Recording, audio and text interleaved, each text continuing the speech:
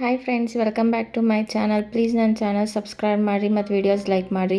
ಇವತ್ತು ಸೋರೆಕಾಯಿ ಪರಾಟ ಮತ್ತು ಟೊಮೆಟೊ ಚಟ್ನಿ ಹೆಂಗೆ ಮಾಡೋದಂತ ನೋಡೋಣ. ಮೊದಲಿಗೆ ಸೋರೆಕಾಯಿನ ಈ ಥರ ಕ್ಲೀನ್ ಮಾಡಿ ಅದನ್ನು ತುರ್ಕೊಂಡಿರಬೇಕು. ಈ ಥರ ಚೆನ್ನಾಗಿ ಕ್ಲೀನ್ ಮಾಡಬೇಕು. ಮೇಲ್ಗಡೆ ಸಿಪ್ಪೆ ಎಲ್ಲ ತೆಗೆದು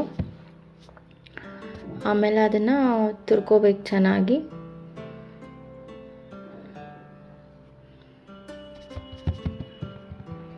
ನನಗೆ ತುರಿಲಿಕ್ಕೆಲ್ಲ ಸ್ವಲ್ಪ ಕಷ್ಟ ಆಗುತ್ತೆ. ಸೊ ನನ್ನ ಹಸ್ಬೆಂಡ್ ನನಗೆ ಸ್ವಲ್ಪ ಹೆಲ್ಪ್ ಮಾಡಿದರು. ಸೊ ತುರಿದು ಕೊಟ್ಟರೆ ಚೆನ್ನಾಗಿ ಈ ಥರ ತುರ್ಕೋಬೇಕು. ತುರ್ಕೊಂಡು ಒಂದು ಬೌಲ್ನಲ್ಲಿ ಹಾಕ್ಕೊಂಡು ಅದಕ್ಕೆ ಗೋಧಿ ಹಿಟ್ಟು ಹಾಕಬೇಕು. ನೀವು ಬೇಕಂದ್ರೆ ಜೋಳದ ಹಿಟ್ಟು ಸ್ವಲ್ಪ ಮಿಕ್ಸ್ ಮಾಡ್ಕೋಬೋದು. ಅಲ್ಲಿ ಬರೀ ಗೋಧಿ ಹಿಟ್ಟು ಹಾಕೀನಿ. ಅದಕ್ಕೆ ಜೀರಿಗೆ, ಸ್ವಲ್ಪ ಖಾರದ ಪುಡಿ,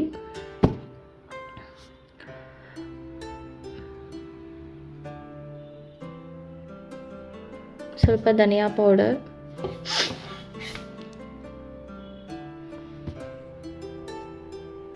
ಮತ್ತು ಸ್ವಲ್ಪ ಅರಿಶಿನ ಪುಡಿ, ಸ್ವಲ್ಪ ಉಪ್ಪು ಹಾಕೋಬೇಕು. ನಿಮಗೆ ಬೇಕಂದ್ರೆ ಸೌತೆಕಾಯಿನೂ ತುರಿದು ಹಾಕೋಬೋದು. ಸೌತೆಕಾಯಿ ಮತ್ತು ಕ್ಯಾರೆಟ್ ತುರಿದು ಹಾಕೋಬೋದು.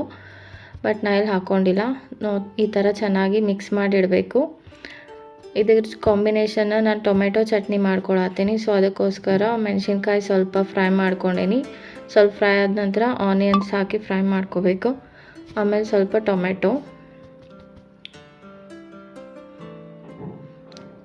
ಎಲ್ಲ ಚೆನ್ನಾಗಿ ಈ ಥರ ಮೆತ್ತಾದಮೇಲೆ ಅದನ್ನು ಒಂದು ಮಿಕ್ಸಿ ಜಾರ್ಗೆ ಟ್ರಾನ್ಸ್ಫರ್ ಮಾಡಿ ಚೆನ್ನಾಗಿ ಮಿಕ್ಸಿ ಮಾಡ್ಕೋಬೇಕು.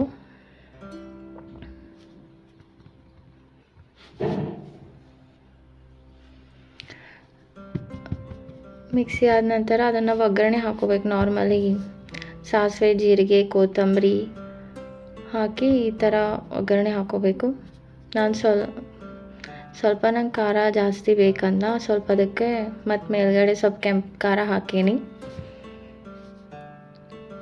ಟೇಸ್ಟ್ಗೋಸ್ಕರ ಉಪ್ಪು ಸ್ವಲ್ಪ ಬೇಯಿಸಬೇಕು. ಅದು ಎಣ್ಣೆ ಎಲ್ಲ ಹೊರಗಡೆ ಬಿಡುವವರೆಗೂ ಸ್ವಲ್ಪ ಬೇಯಿಸಬೇಕು. ಆಮೇಲೆ ಈ ಥರ ಬಟರ್ ಪೇಪರ್ ಇರುತ್ತೋ, ಸೊ ಬಟರ್ ಪೇಪರ್ ಮೇಲೆ ಈ ಥರ ಬಡಿಬೇಕು. ಚೆನ್ನಾಗಿ ತೆಳ್ಳಗೆ ಬಡಿಬೇಕು. ನೋಡಿ, ಸೋರೆಕಾಯಿ ಪಲ್ಯ ಯಾರಿಗೆ ಸೇರೋದಿಲ್ಲಲ್ಲ, ಸೊ ಈ ಥರ ಮಾಡ್ಕೊಂಡು ತಿನ್ಬೋದು. Thank you for watching.